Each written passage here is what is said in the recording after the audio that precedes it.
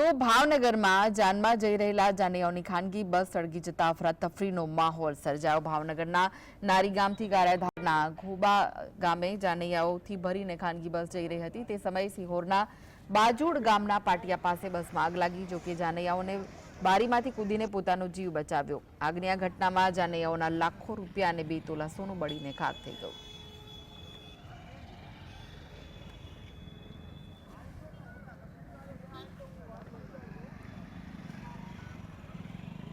તો જાનૈયાઓની બસમાં આગ લાગી હતી। સિહોરના બાજુડ ગામના પાટિયા પાસેથી બસમાં આગ લાગી। જોકે જાનૈયાઓએ બારીમાંથી કૂદીને પોતાનો જીવ બચાવ્યો હતો। આગની ઘટનામાં જાનૈયાઓના રૂપિયા અને 2 તોલા સોનું બળીને ખાક થઈ ગયું હતું।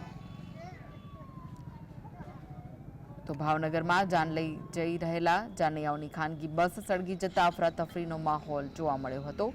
ભાવનગરના નારી ગામથી ગારિયાધારના ધોબા ગામે જાનૈયાઓ ભરીને ખાનગી બસ જઈ રહી હતી। ત્યારે સિહોરના બાજુડ ગામના પાટિયા પાસે બસમાં અચાનક જ આગ લાગી। જોકે જાનૈયાઓએ બારીમાંથી કૂદીને પોતાનો જીવ બચાવ્યો। આગની ઘટનામાં જાનૈયાઓના લાખો રૂપિયા અને 2 તોલા સોનું બળીને ખાક થઈ ગયા છે।